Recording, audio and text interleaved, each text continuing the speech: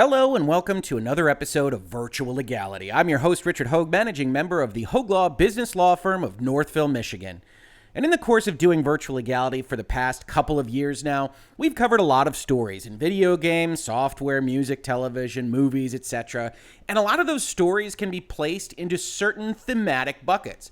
We've covered the bad acts of companies that have potentially tried to squash information that they didn't want to get out there through maybe not abuse, but at least stumbling over the bright line rules of copyright and fair use by using the DMCA to ends to which it was never intended. We've talked about companies that have worked on marketing hype cycles and released games and betas that people really didn't like, that didn't give the gamer or the consumer exactly what they were expecting for the money that they had paid. These bad launches were then often surrounded by bad apologies. We covered companies talking about messaging, trying to communicate with the people that love their games and their products, some to good effect, many, many more to not so good effect. And ultimately, we talked a lot about companies that have, for whatever reason, tried to bend their terms, their service, whatever it is that are their bedrock principles, freedom of speech, the things that they promise to gamers and to their employees and to their contractors in order to make their games, products, and services more attractive to countries like China that maybe don't quite like those freedoms as much as other countries. We've talked about all of those things over the course of 2 years, but never before have we talked about a company that has been pretty much widely beloved for the products that they have put out there, for the policies that they have had with respect to the sale of those and other products, really take that reputation that had been built up over years, if not decades, if we really think about it, and really burn it to the ground over the course of only a week or two. We haven't talked about a company like that. That is until now. Where if you haven't been following the story surrounding the release of Cyberpunk 2077, which again is a full disclaimer, I'm actually enjoying just fine on my Series X, you might have missed some of the videos that we did about this game and this company, CD Projekt and CD Projekt Red, in this space. It was only a week or so ago that we did a video talking about CD Projekt issuing takedowns, making trouble for people on the internet that were releasing screenshots, discussions, spoiler points online of a game that had been properly sold to them through retail channels. It's just that those retailers had sold that game early.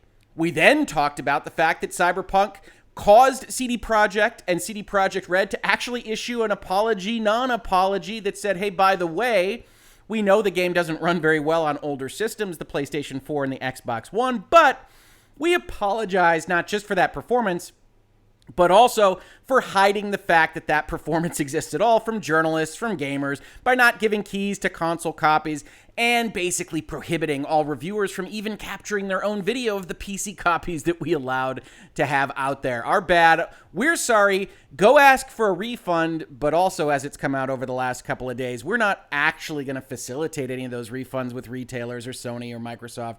So our apologies there. We then covered just yesterday the emergency investor conference call that came out of that non-apology apology, with many more statements made by CD Projekt Red and CD Projekt's joint CEOs that called into question a lot of the decisions that the company was making. And really, once you stop trusting at some level the communications that you are receiving from an institution, an entity like this, everything else starts to fall apart. That goodwill that you have built dies pretty fast. But hey, I introed this video by saying we also covered China and companies changing their policies to attract China, to not deal with Chinese threats, Chinese pressure to change the way their services operate. Which brings us back to our friend Winnie the Pooh here. On your screen, you see the name of a game, Devotion, and a logo. Now, the game logo doesn't actually include Winnie the Pooh, but Winnie the Pooh is an important part of this story if you haven't been following the release and non-release of this game over the past couple of years. Now, this story does involve CD Projekt Red pretty substantially, and in order to understand it, we have to start with what happened this morning. So this morning, a company by the name of Red Candle Games put out a tweet. Now, Red Candle makes the game Devotion. This is the developers of Devotion. Hello, friends. We want to share with you Red Candle will publish Devotion on December 18th on GOG. The content and the price of the re-release remains the same, $17. Thank you for your trust and support. We wish you a happy end of the year. And this particular tweet was met with a number of articles that I saw this morning before the rest of this video happened that talked about how substantial, how significant this tweet was.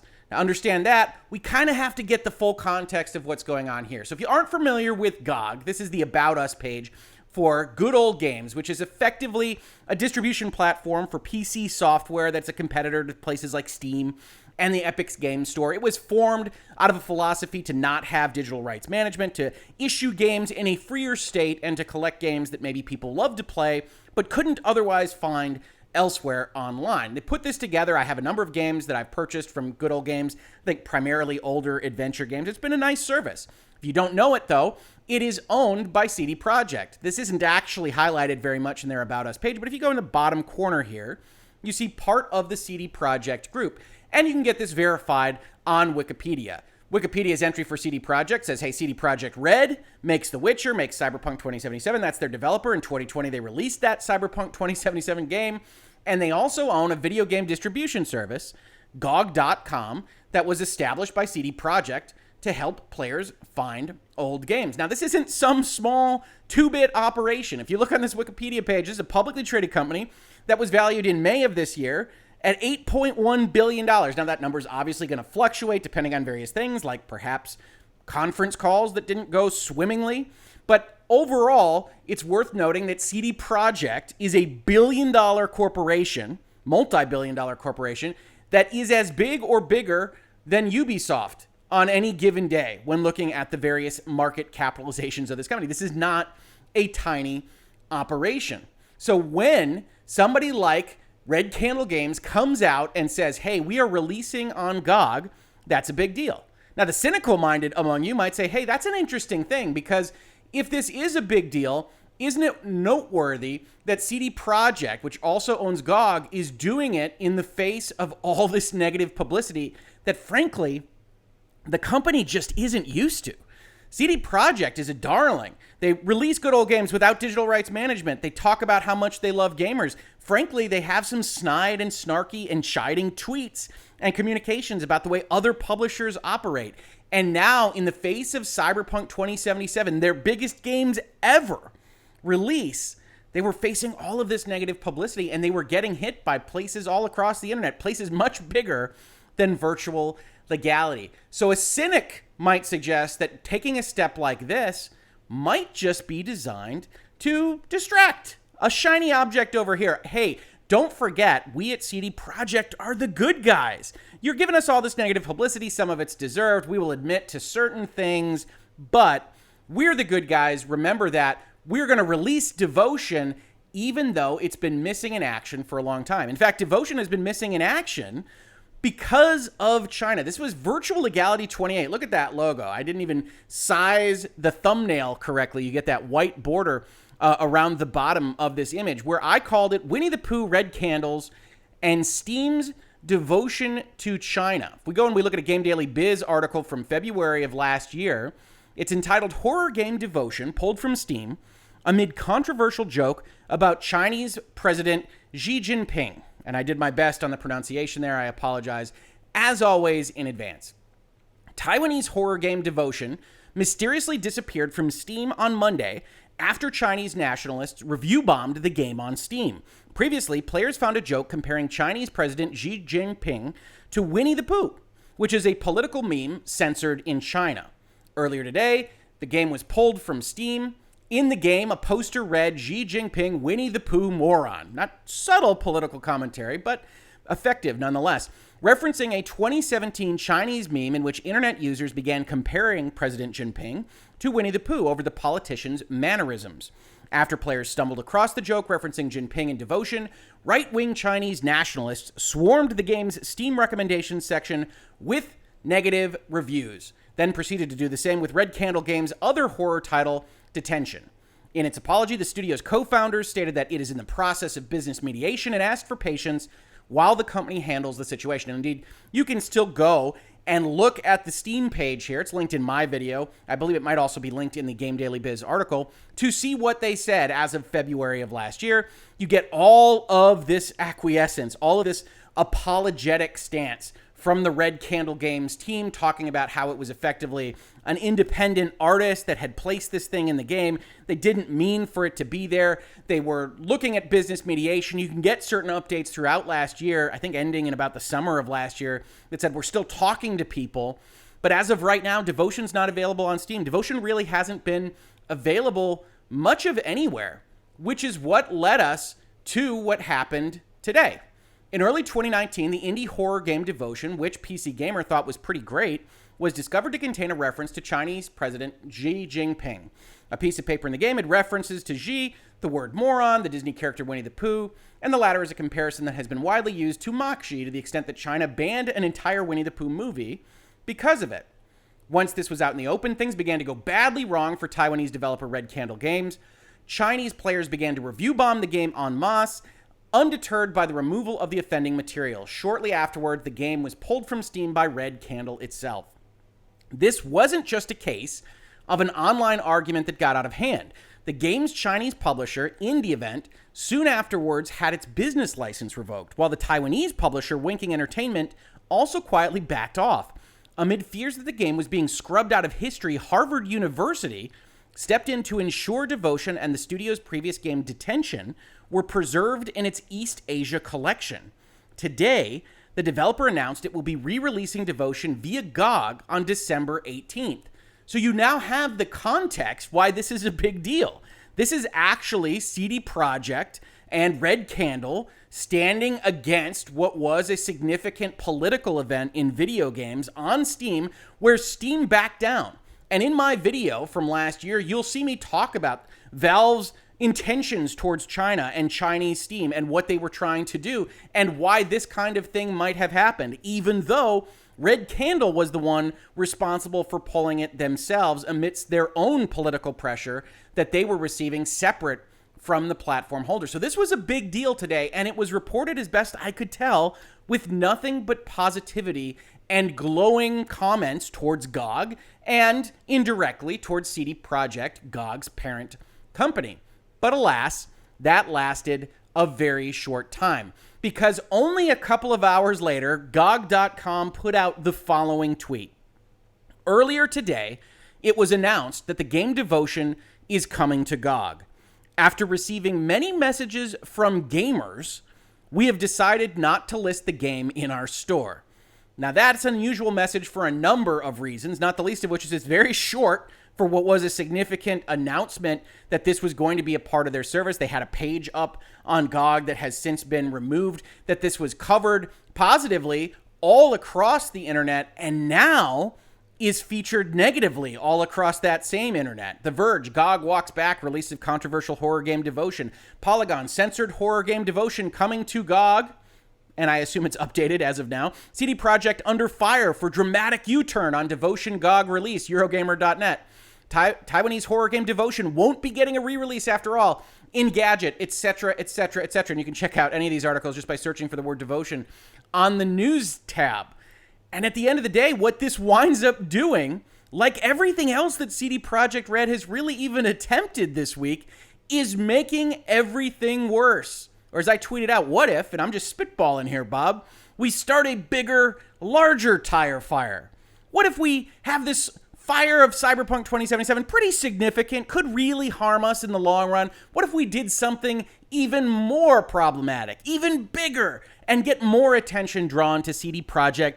And frankly, it's somewhat questionable decision-making over, at bare minimum, the last couple of weeks. But as we looked at the transcript yesterday, really over a longer period of time than that.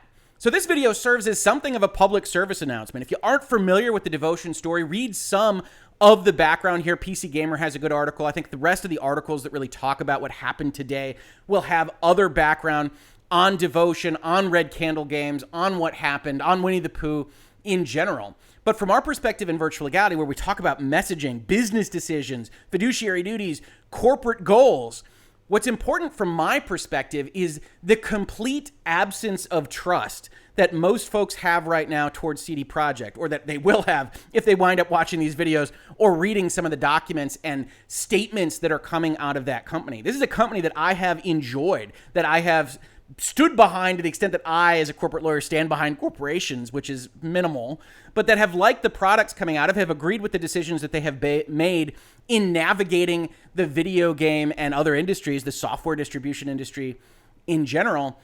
And I look at the past few weeks, and if I'm an investor, if I'm looking at the company, I look at it and say, I'm not sure right now that the folks that are in charge operationally on an executive basis are really doing the best to maximize the value of my investment dollars in this entity. This is starting to become a situation that keeps snowballing, where you start to say, well, there probably needs to be a change somewhere, whether that's at GOG, whether that's at CD Projekt Red, whether that's at CD Projekt proper. And until that happens, you're going to continue to have this negativity. Or as the transcript opening statement said yesterday, when describing Cyberpunk 2077, what we did was the wrong approach and against our business philosophy. This caused the loss of gamers' trust and the reputation that we've been building through a big part of our lives.